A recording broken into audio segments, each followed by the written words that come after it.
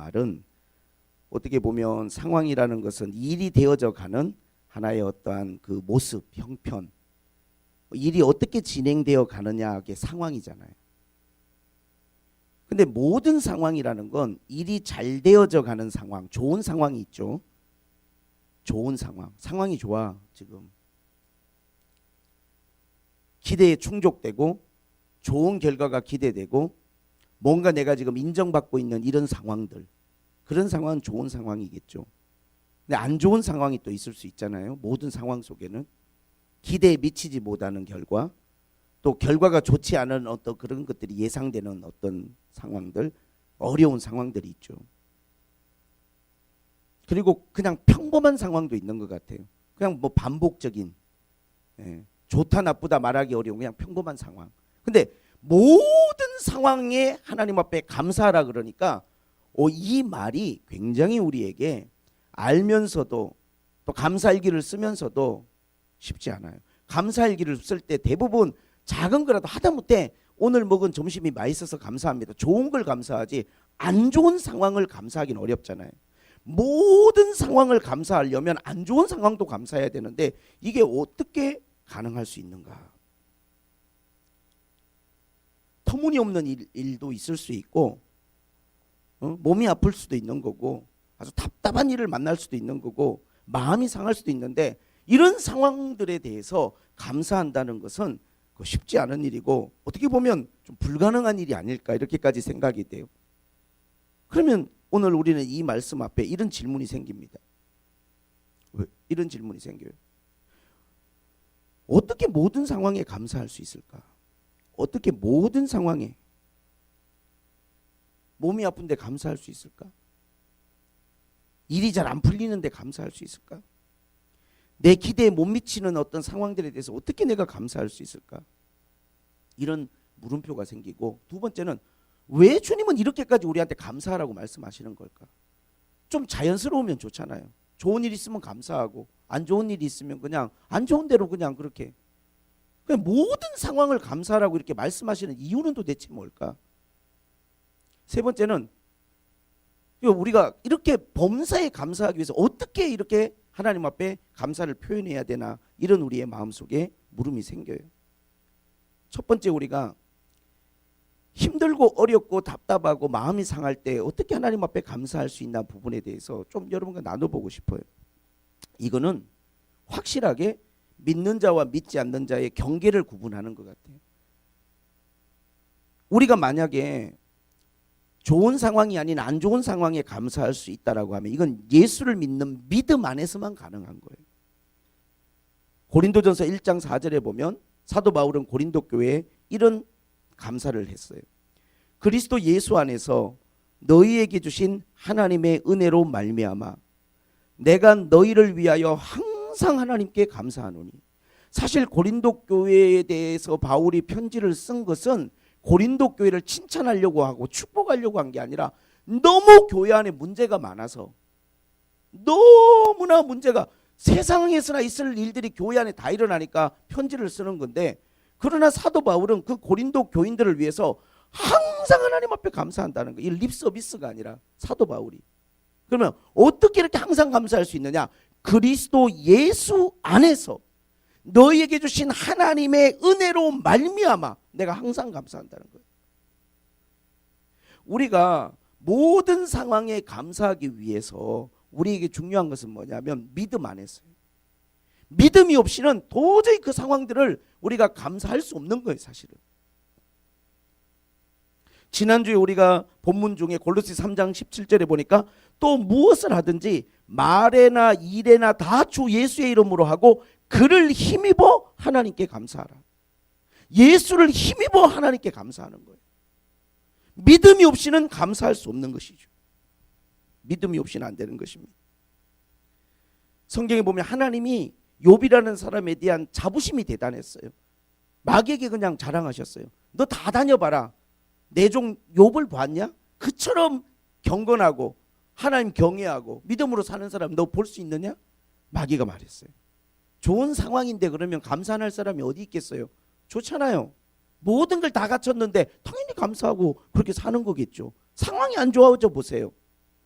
아무리 욥이라 해도 상황이 안 좋으면 욥도 감사하지 않을걸요?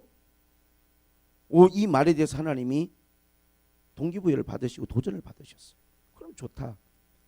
한번 네가 욥을 시험해봐라. 상황을 안 좋게 한번 만들어봐라.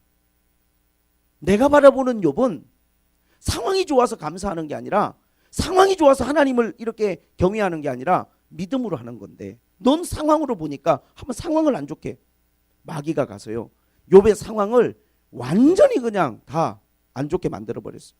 가진 것 모두 다 빼앗아가고 모든 기쁠 수 있는 환경과 조건들을 다 걷어가 버렸어요.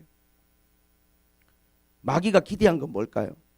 마귀가 기대한 건 감사를 잃어버리고 기도를 잃어버리고 예배를 잃어버리고 다 포기하고 낙심하고 불평하고, 이걸 기대했어요. 마귀는.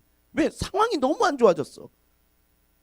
낙타떼, 양떼, 소떼, 종들, 가족들, 자녀들 전부 다 하루아침에 다 잃어버렸어요.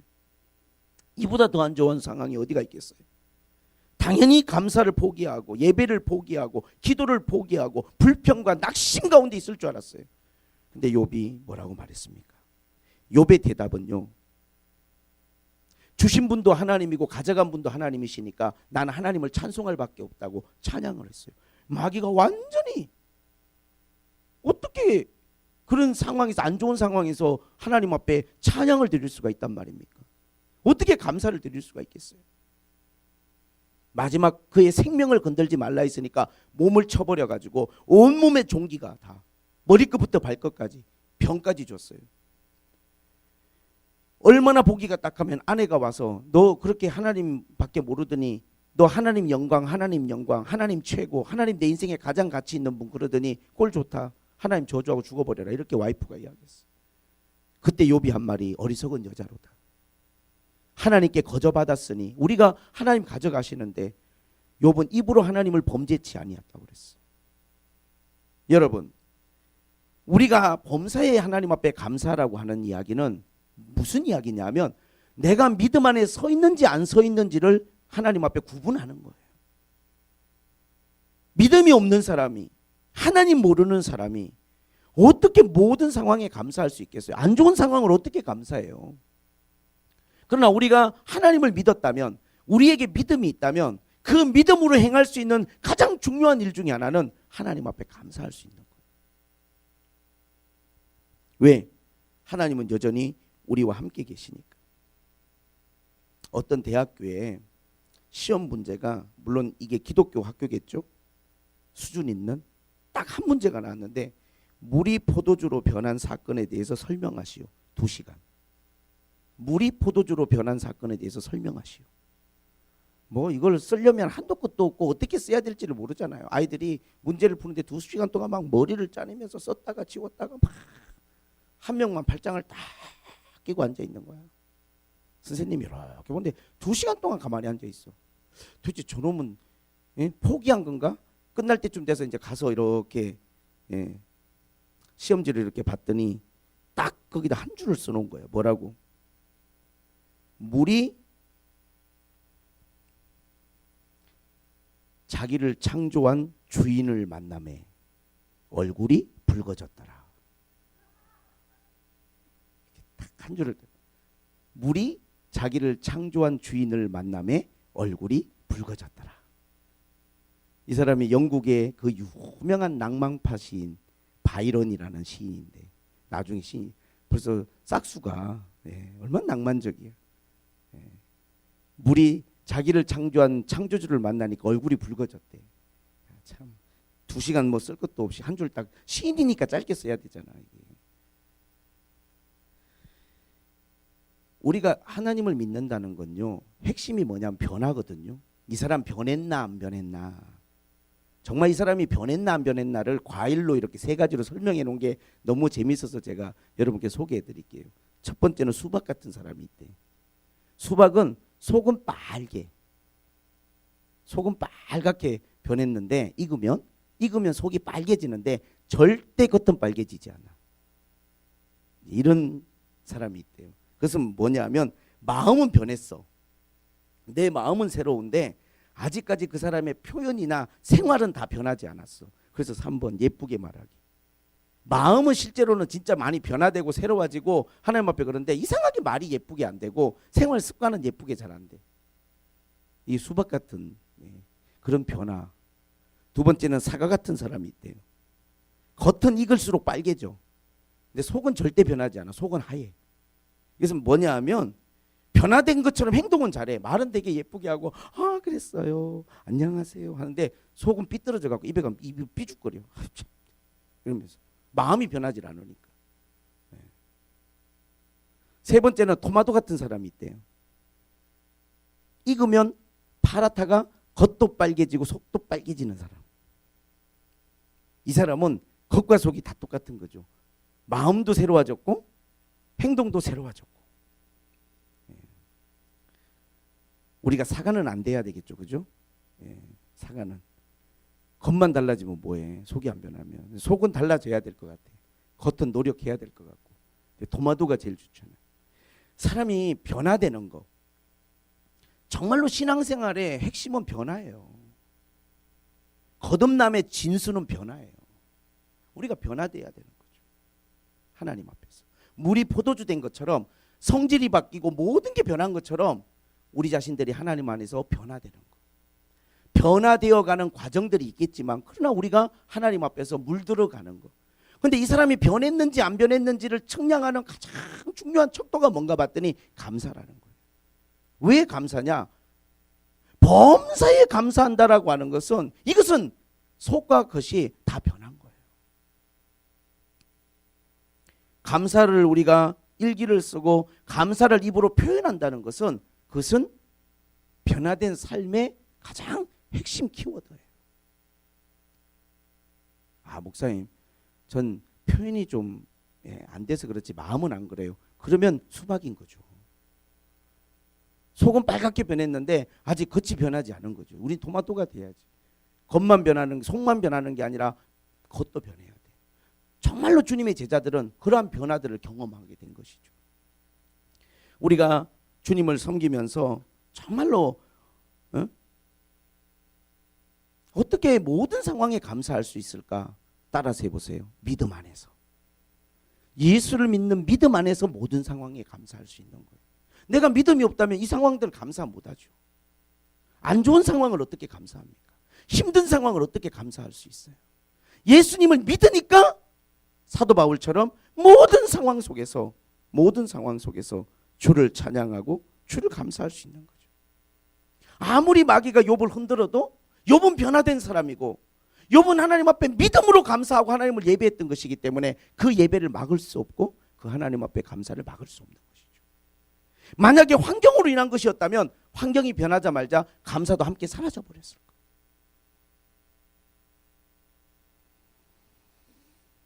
왜 감사일기를 우리가 쓰자고 이야기를 하냐 하면 정말 우리가 변화된 삶을 우리가 하나님 앞에서 물들여 가기 위한 거예요. 하나님 앞에 우리의 속과 우리의 것이 다 하나님 앞에 변화된 삶을 살아가기 위한 중요한 우리의 경건 생활이고 습관이라 생각이 되는 것입니다. 예수님은 우리를 변화시킬 수 있는 겉과 속을 다 변화시킬 수 있는 유일한 분이라고 저는 그렇게 믿습니다. 영국에 스로스츠란 죄수가 있어요. 스로스츠 이름이 조금 어려운데 스로스츠. 이 죄수를 한번 이렇게 검색해 보면 어떤 내용이 나오냐 하면 이 사람이 흉악무도한 죄를 저지르고 영국하고 오스트레일리아 감옥에서 40년간 수감 생활을 해요. 근데 너무 사람이 질이 안 좋으니까 수감 생활을 하면서도 매를 많이 맞았는데 뭐 예전 일이니까 지금은 뭐 그렇게까지 죄수들에게 가혹하지 않지만 가죽으로 만든 채찍으로 50대씩 8번을 맞았대요. 수감 생활하면서 400대를 맞은 거예요. 왜 맞았을까요? 사람이 너무 질이 안 좋으니까. 감옥에 왔으면은 좀 변화된 반성하는 모습이 있어야 하는데 감옥에 와서도 반성이라고는 모르니까 그렇게 채찍을 맞은 거죠. 근데 이 사람이 우연히 구세군에서 운영하는 숙소에서 하룻밤을 자면서 거기서 믿는 사람들을 이렇게 보고 변화를 경험하게 돼요. 예수 그리스도를 느끼게 돼요.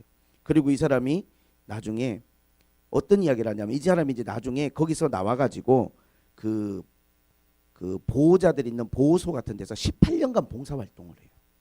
아니 40년 수감생활하면서 질이 안 좋다고 400대나 되는 채찍을 맞았던 사람이 어떻게 그렇게 남을 섬기는 봉사활동을 18년 할 수 있냐. 이 사람은 그렇게 말했어요. 40년의 수감생활도 400대나 되는 가족 채찍질도 날 변화시키지 못했지만 예수님은 단 1분 만에 내 마음을 바꿔놓으셨다. 이렇게 고백했어요. 할렐루야. 예수님 우리를 변화시킬 수 있는 분이에요. 그리고 예수님 우리를 변화시켰을 때만 우리는 진정으로 변화된 사람이 될 수 있는 것이죠. 예수님만이 물로 포도주를 만들 수 있는 것이고 예수님만이 모든 상황에 대해서 감사한 사람으로 우리를 변화시킬 수 있는 분이라고 그렇게 믿습니다. 할렐루야. 그래서 오늘 범사에 감사라는 말씀은 어찌 보면 진정으로 네가 변화된 사람이 되라는 이야기예요. 정말로 거듭난 사람이 되라는 이야기입니다. 그러면 우리가 또 하나님 앞에 생각할 것은 이렇게 우리가 하나님 앞에 범사에 감사하는 것이 정말로 우리가 변화된 사람의 믿음 안에서 가능한 일이라면 왜 주님은 이런 감사에 대한 명령을 우리에게 하셨을까를 또 한번 생각해 볼 필요가 있어요. 그것은 뭐냐면 사실은 감사가 우리에게 가져다주는 하나님의 은혜와 축복이 너무나 커요. 감사가 우리에게 가져다주는 하나님의 무슨 말이냐면 우리는 어떤 것들을 바라볼 때 멀리 바라보고 전체적으로 통합적으로 바라볼 수 있는 그러한 우리에게는 통찰력이 부족하죠. 우리는 잘 모르잖아요. 나한테 일어난 일에 대해서. 미국의 정신분석학자 칼 매닝거라는 사람은 무슨 이야기를 했냐면 아주 이런 중요한 이야기를 했어요. 사건보다 중요한 것은 그 사건에 대한 해석이다 이런 이야기를 했습니다. 사람들이 불행해지는 이유는 어떤 사건 때문이 아니고 사건에 대해서 잘못된 해석을 하기 때문에 불행해지고 비참해지는 것이다. 어떤 일이 일어났어요. 여러분이 원하지 않는 상황이 발생했어. 내가 원치 않는 상황이. 사건은 되돌릴 수 없어요. 애가 넘어져갖고 다쳐서 기부스를 했어. 사건은 되돌릴 수 없어. 우리가 할 수 있는 건 딱 하나, 해석의 문제. 이걸 어떻게 해석하고 수용할 것인가. 이걸 어떻게 받아들여야 될 것인가. 그저께인가 은우가 자기 전에 뭐 이빨 한번 더 닦고 자라고 했더니 막 좀 달려가다가 목욕탕에서 쫙 했어요.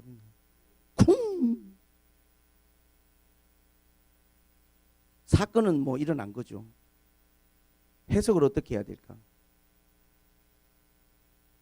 울고 있는데 보니까 크게 다친 것 같지 않아. 다행히. 뭐 감사할 수 있겠죠. 아유 이렇게 넘어졌는데 안 다쳐서 정말 다행이다. 조심해야 된다. 아니면 혼내킬 수도 있겠죠. 그러니까 하지 말라 했잖아. 이렇게. 우리가 모든 상황에 대해서 사실 우리는 그걸 어떻게 바라보느냐라고 하는 해석의 문제가 우리에게 주어져 있는 문제예요. 사람이 사실 모든 일들이 그래요. 모든 일들이. 우리에게 어떤 일이 있든 내가 원하는 대로 되지 않아도 그게 내가 원하는 대로 되지 않은 게 더 나에게 유익이 될 수 있는 일들도 얼마든지 있거든요.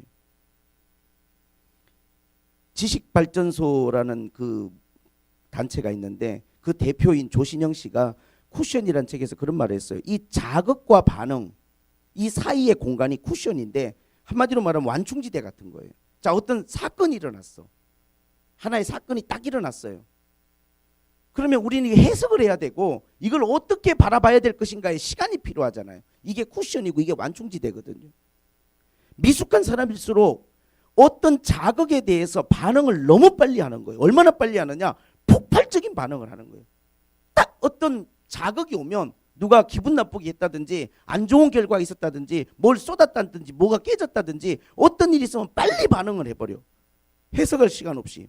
그러면 사실은요 안 된다는 거예요. 그렇게 되면 우리가 감정적이고 충동적이고 분노와 짜증과 남 탓을 동반하게 되는 거예요. 성숙한 사람은 어떠냐? 자극이 딱 오면 잠시 멈춰요.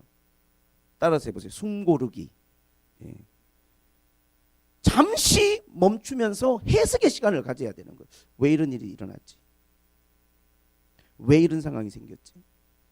짧은 시간일지라도 왜 이렇게 이야기를 하는 거지? 내가 왜 이런 말을 들었을까? 왜 일이 일어났을까? 차를 뭐 이렇게 몰다 보면 접촉사고가 일어날 수도 있고 안 좋은 일들 일어날 수 있고, 예? 층간소음으로 인해서 갈등이 생길 수 있고, 우리의 삶은 수많은 자극들이 있잖아요. 어떤 일이 벌어졌을 때 우리가 잠시 생각하고 해석할 시간이 필요한데, 이 시간이 창조적인 시간이고 사실 우리에게 꼭 필요한 시간이에요. 특별히 우리 하나님을 믿는 사람들은 이 시간을 잠시라도 가지면서 성경적 해석이 들어가는 거예요. 하나님의 관점에서 잠시나마 우리가 생각하게 되는 거죠. 어떤 일에 대해서 뭔가 하나님의 뜻이 있을 거야. 그렇게 우리가 하나님 안에서 해석하다 보면 어떤 답이 거기서 도출이 되냐면 긍정적인 답이 도출이 돼요. 그런데 예를 들면 자극이 왔는데 숨고르기도 안 하고 좀 생각할 시간을 안 갖고 즉각적으로 반응을 해버리다 보면 항상 일어난 사건보다도 더 안 좋은 결과를 우리가 가게 되는 경우가 많아요. 우리가 올 한 해를 살아가면서 범사에 감사하기 위해서 우리가 하나님 앞에 생각해야 될 것은, 왜 하나님이 감사하라고 하셨을까? 범사에 모든 일에는 우리는 다 이해가 불가하지만 그 속에는 우리는 알지 못하는 하나님의 선한 뜻은 얼마든지 그 안에 존재할 수 있기 때문에 우리는 쉽게 결론을 내린다든지 내가 해석하고 답을 달아버리는 일들을 삼가해야 될 필요가 있는 것입니다. 요셉은 우리가 아는 것처럼 사랑받는 자였으나 형들에게 배반당하고 종살이 했어요. 얼마나 힘들었겠어요. 원하지 않는 상황이잖아요.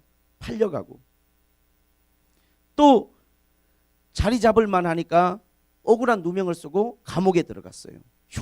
흉악한 파렴치범으로. 얼마나 억울했겠어요. 왜 나에게 이런 일들이 일어나는 걸까에 대해서 해석하는 것은 쉬운 게 아니에요. 원망과 불평을 하게 되죠. 욥도 마찬가지고. 그러나 믿는 자에게는 우리에게 일어나는 모든 상황 속에서 하나님이 우리를 향한 하나님의 계획과 뜻이 있다는 걸 이걸 믿어야 돼요. 그래서 믿음 안에서만 감사할 수 있는 것이고 주님 안에서 우리가 감사할 수 있는 거예요. 난 다 이해할 수 없지만 하나님의 선한 뜻이 있다는 거예요.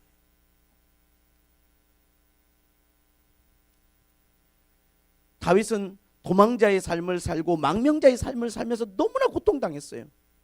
그렇게 어릴 때부터 하나님만 섬기고 마음의 중심이 인정받아서 기름 부음 받았는데 왜 이런 시련과 고난이 찾아온단 말입니까? 하나님 뜻이 있는 거예요. 어떤 고난과 시련 속에는 우리는 다 해석이 안 되고 우리는 너무나 답답하지만 하나님이 우리를 연단하시고 하나님이 우리를 만들어 가시는 하나님의 선한 뜻이 있어요. 그래서 잠잠히 하나님을 바라라고 하는 거예요. 잠잠히 하나님을 바라고 하나님을 향하여 믿음을 가지라는 거예요.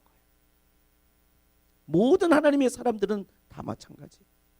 모세는 40년간 광야에서 힘든 무명의 삶을 살았어요. 사도 바울은 이런 이야기를 했어요. 내가 예수를 믿고 나니까 완전히 변화되고 새 사람이 되어서 그냥 이전과 다른 삶을 살았다. 그게 아니고 예수를 믿고 나니까 무명한 자가, 전에는 오히려 유명했어. 사도 바울 그러면 사울 그러면 모르는 사람이 없었는데 예수 믿고 나니까 무명한 자가 돼버렸어. 고향에 내려가서 16년이나 되는 긴 세월 동안을 무명한 사람으로 살았어요. 하나님이 낮추시고 또 낮추시고 또 겸손하게 하시고, 왜? 하나님이 귀하게 나중에 쓰시려고. 모세도 그렇고 다윗도 그렇고 바울도 그렇고.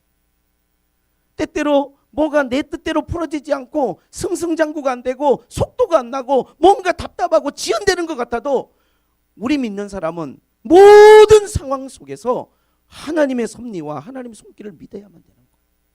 할렐루야. 하나의 길이 막히면 새로운 길이 열리는 거예요.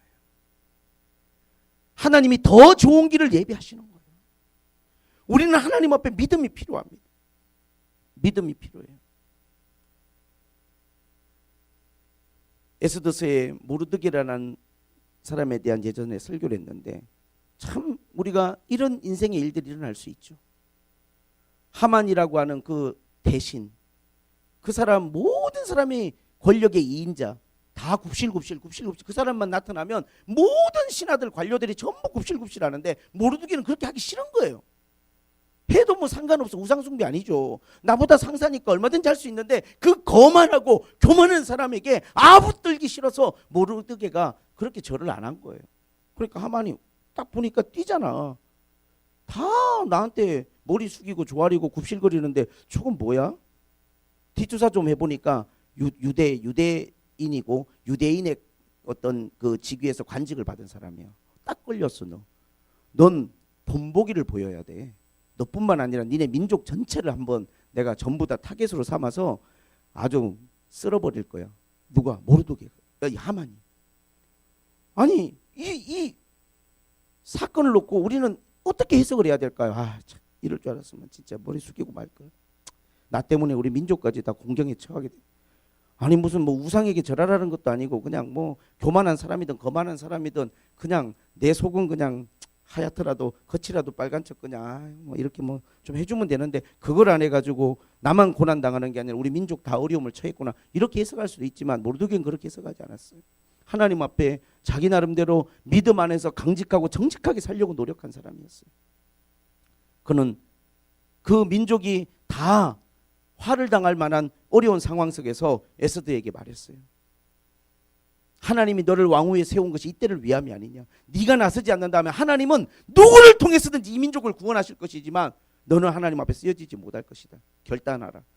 그때 에스더가 3일을 금식하면서 온 백성과 함께 금식하면서 하나님 앞에 죽으면 죽으리다 하나님 앞에 금식하고 나아갈 때 이스라엘 백성들의 하나님 위상을 높여주시고 그를 해하려고 했던 교만하고 거만하고 악한 하만이라는 그 대신은 하나님께서 그에게 심판과 멸망을 하나님이 주시는 거예요. 어떤 일이 벌어졌을 때 자책만 하고 후회만 할 것이 아니라 하나님 앞에서 믿음의 해석이 필요해요. 믿음의 해석. 우리는 어떤 일어난 일에 대해서 결과에 대해서 하나님 앞에 잘 해석할 줄 아는 사람이 돼야 돼요. 사건은 바꿀 수 없습니다, 여러분. 사건은 변하지 않아요. 이미 일어나 버린 일이니까.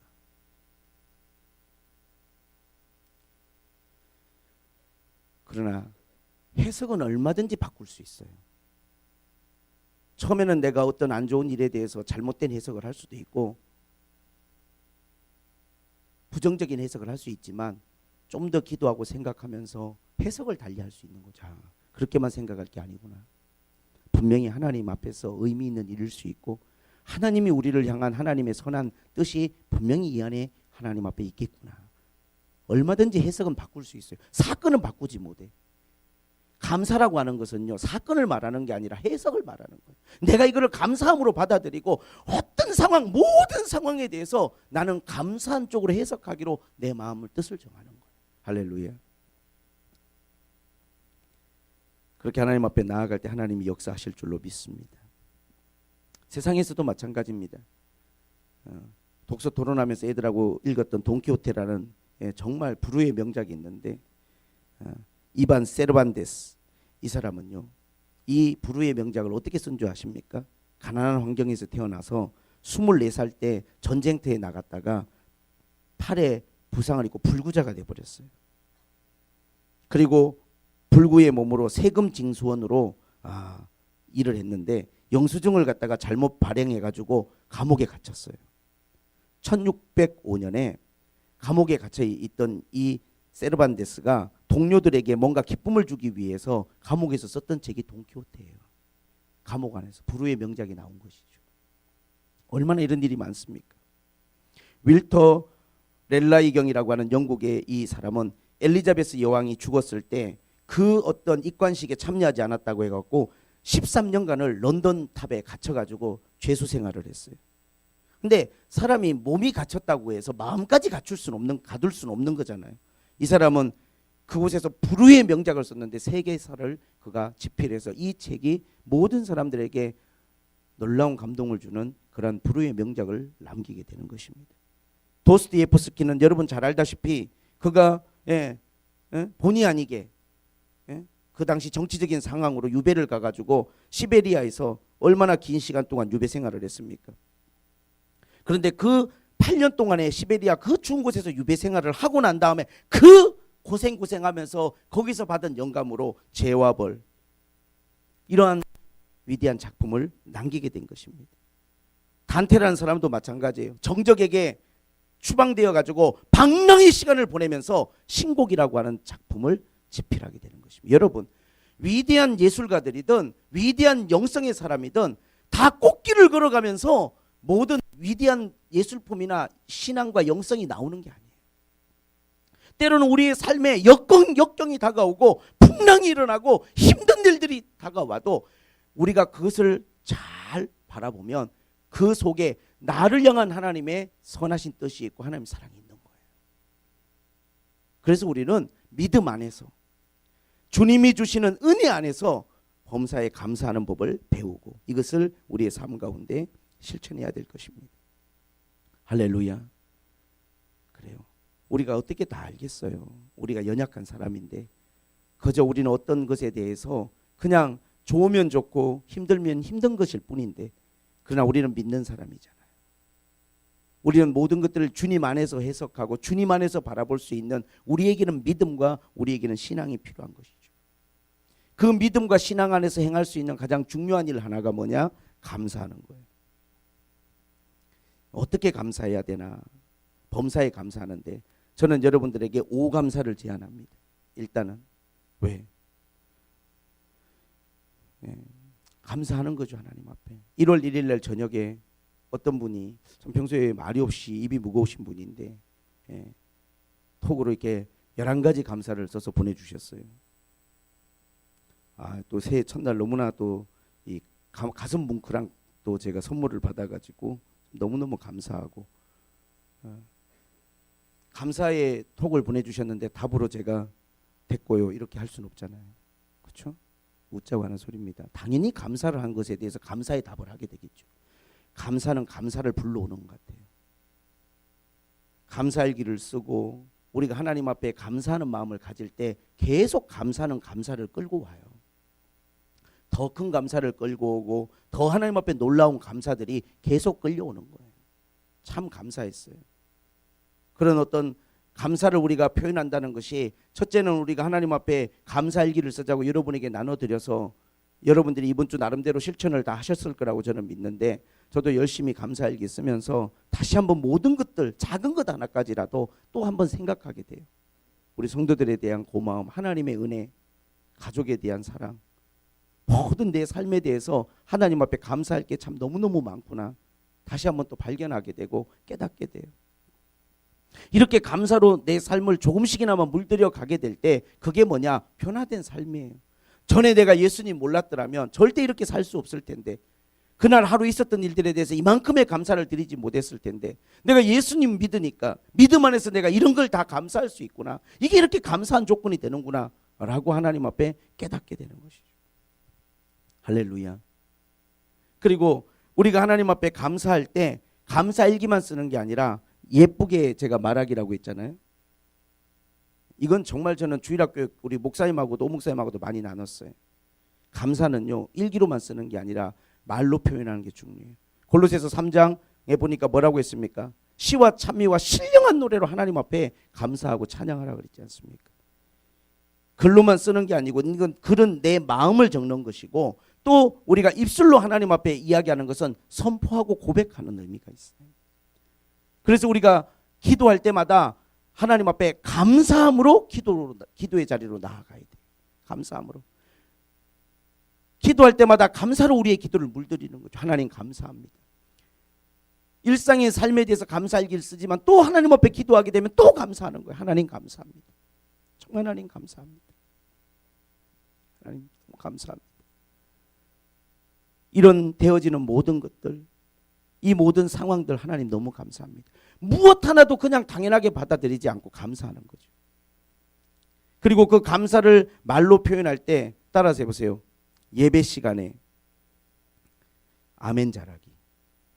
이게 여러분 감사를 표현하는 거예요. 성경에도 그랬어요. 하나님의 말씀을 아멘으로 받으라고. 할렐루야. 우리 주일학생들도요 그걸 가르쳐 줘야 돼요. 하나님의 말씀이 전해지면 아멘. 이게 뭐냐? 감사하는 거예요. 뭐 우리가 입안에다가 꿀을 한 모금 머금고 앉아 있는 거 아니잖아요, 그죠? 예. 이게 표현하라고 있는 건데, 이게 소통인데, 말씀이 딱 떨어지면 아멘, 할렐루야. 예. 따라서 해보세요. 설교 시간에 아멘 잘하기. 우리 주일학교에서도 애들 아멘. 그걸 많이 훈련시켜야 될 것 같아요. 이게 습관이 안 돼서 그래. 그 다음에 따라서 해보세요. 인사 잘하기. 예. 사람이 두 가지만 잘하면 어디 가든지 인정을 받는데, 어떤 책에 보니까 뭐 미안합니다, 감사합니다, 이 두 가지만 조금 내가 잘못했다 싶으면 미안합니다, 죄송합니다. 또 조금이라도 내가 고마운 게 있으면 감사합니다, 미안합니다, 감사합니다만 잘하면 사람의 인간관계의 모든 게 다 해결된다는데, 근데 우리는 미안하다고 해야 될 타이밍에 미안하다고 안 해. 왜? 자존심. 감사하다고 해야 될 타이밍에 감사를 안 해. 왜? 어색함. 감사한 마음이 없다기보다는 그거 다 표현하기가. 그런데 가족 안에서도요, 미안합니다, 감사합니다만 잘하면 싸울 일이 없어요. 뭐 좀 잘못했어, 조금 실수했어, 그러면 미안합니다 이렇게 하면 될 걸 갖다가 뭐 이렇게 어쩌라고, 뭐 당신은 실수 안 해? 뭐 이렇게 적반하장식으로 이렇게 막. 미안합니다가 자존심 상하는 문제 아니잖아요. 부부간에 자존심 세워서 뭐하게, 아무 소용없는 거거든요. 따라서 해보세요. 여보 미안해. 어휴, 안 하는 분들이 있네. 예쁘게 말하기. 우리 믿는 사람은요, 이 우리 입술의 모든 말이 변화돼야 돼요. 할렐루야. 장 집사님, 예쁘게 말하기. 여보 미안해. 시험 들지 않을 뿐이라서 이름도 부르고 그러는 거예요. 미안해, 미안해를 잘했으면 좋겠고, 그 다음에 감사합니다를 잘했으면 좋겠어요. 작은 것만 있어도 감사합니다, 고마워, 감사해요. 고마워보다는 제가 어감을 찾아보니까 감사해가 같은 의미인데 조금 더 마음이 많이 거기 들어간대요. 고마워도 좋고 감사해도 좋고. 저도 1월 1일 날 목사님 감사합니다 11개를 이렇게 받고 일주일 내도록 너무 감사했어요. 이런 거구나. 누구에게 감사하다는 말을 듣는 게 이렇게 큰 기쁨을 주고 내 마음에 뭔가 힘을 불어넣어 주는 것이구나 생각이 돼요. 그래서 나도 더 많이 감사를 표현하고 이렇게 살아야겠구나. 할렐루야. 감사는 일기로도 쓰지만 말로도 표현하는 거죠. 하나님께는 찬양으로, 하나님께는 기도로, 사람들에게는 감사함으로. 우리 아이들이요, 교회 안에서 성장하면서 이렇게 변화된 사람이 됐다고 해보세요. 말씀을 들으면서 아멘 잘하고, 어른들 봤을 때 인사 잘하고, 누구를 보든지 감사합니다, 고맙습니다. 그러면 어디 가든지, 이 아이가 학교를 가든 직장을 가든 어느 단체에 속하든 인간관계의 탑 리더가 될 수 있고 훌륭한 사람이 될 수 있는 거예요. 작년에 우리가 여기 너무 멋있는 주제를 제가 딱 걸어놨어요. 복음을 알고 전하라, 사랑을 알고 행하라.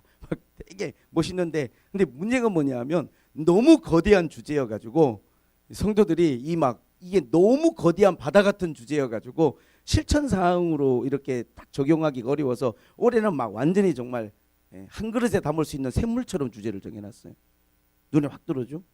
5감사, 4 성경 읽기, 이거 성경 일독 할 수 있는 거고요. 3 예쁜 말하기, 매일.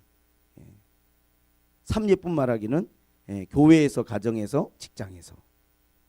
3 예쁜 말하기는 예배 시간에, 또 사람들 만났을 때 인사 잘하기, 감사하다고 말 잘하기, 이런 것들 실천할 수 있는 것들. 중요한 것은 우리 아이들을 잘 가르쳐 놓으면 아이들이 아마 부모님들에게 계속 푸시할 거예요. 그래서 정말 우리 새물결 교회가 올 한 해 거듭난 사람의 참된 모습, 변화된 우리의 어떤 겉과 속, 마음도 우리가 새로워지고 우리의 삶의 표현들도 하나님 앞에 정말로 아름답게 물들어가는 2018년 새해가 되었으면 좋겠습니다. 많이 감사하고 하나님 앞에, 어떨 땐 해석이 안 되고 이해가 안 될 때는 완충지대를 가지세요. 조금 하나님 앞에 생각할 시간을 갖고 기도할 시간을 가지세요. 빨리 반응하면 안 돼요. 뭐 이것은 그냥 하는 말이지만 중국 가서 어떤 분이 그래. 물건 깎는데 자기가 고수래. 같이 갔는데. 정말 중국 사람들 웃기더라고요. 짝퉁 시장 같은 거 있잖아요. 가서 제 친구가 막 협상을 해요. 와, 뭐 어쩌고 저쩌고 막 안 통하는 말로. 그래도 막 롤렉스 시계를 자기가 막 한 2만 원 주고 산 거야. 그 중국 사람들은 얼마나 여러분 죄송합니다 이렇게 말해서 뻔뻔하냐 하면 방금 이 사람한테 2만 원 파는데 그 옆에 친구가 또 하면 그 사람한테 보는 데서도 15,000원에 팔아요. 그 이 사람이 뭐 기분 나쁘잖아. 나 2만 원 파는데 이 사람 15,000원. 몰라 그냥 말도 안 통하고 막 그러고 그냥 끝나버려요. 그러니까 뭐 자기 2만 원 주고 막 싸게 샀다고 막 자랑하는데 나는 15,000원 샀는데 나중에 보면 10,000원 샀는데 그러니까 아무리 깎아도 비싸게 산 거예요. 그래서 최고 고수는 어떤 사람인가 봤더니 이거도만 가격을 제시를 안 하는 사람. 그 사람이 에? 얼마 줄까요? 물어보면 계속 뜻만 들이고 있는 거예요. 계속 얼마 받으실 거냐고 오히려 그 사람에게 물어봐. 그 사람이 말을 할 거 아니에요. 답답하면. 그러면 또 계속 대답을 안 하는 거죠. 그러면 그 사람이 답답해갖고 계속 자기 근데 내가 먼저 입에서 말을 딱 꺼내는 순간 가격을 바가지를 쓰는 거더라고요. 그냥 제가 이걸 웃자고 하는 말이지만 반응을 너무 빨리 하는 건 우리가 좋은 건 아닌 것 같아요. 어떤 일이 일어나든지 간에 한번 기도해보고 생각해보고 하나님 어떤 뜻이 있을까? 하나님 어떤 계획이 있을까? 그러다 보면 우리가 하나님으로부터 오는 지혜를 얻게 되고 좋은 해석을 하게 되고 올바른 해석을 하게 돼요. 그러면 우리의 삶이 일어나는 어떤 일들에 대해서도 때때로는 내가 원하지 않는 상황, 내가 바라지 않는 상황 속에서도 감사할 수 있는 우리가 하나님 앞에 믿음의 사람들이 되어질 수 있는 줄로 믿습니다. 올 한 해를 그렇게 하나님 앞에 정말로 살아내기를 원하고 또 승리하기를 주님의 이름으로 축복합니다. 기도하겠습니다. 하나님 아버지, 오늘 한 해 우리 사랑하는 성도들 평강의 평강을 더하여 주시고 정말로 주님 앞에서 믿음 안에서 날마다 감사 안에서 그 마음의 평강이 깨어지지 않고 가정과 직장과 그 삶에 하나님이 주시는 평강이 강물처럼 넘치게 하여 주시옵소서. 하루하루를 감사로 물들이고 감사로 써나갈 때 하나님 우리의 삶이 믿음 안에서 더 높이 올라가고 더 위대한 하나님의 뜻 가운데 나아가게 될 줄로 믿습니다. 하나님 그렇게 역사하여 주시옵소서. 예수님의 이름으로 기도하옵나이다.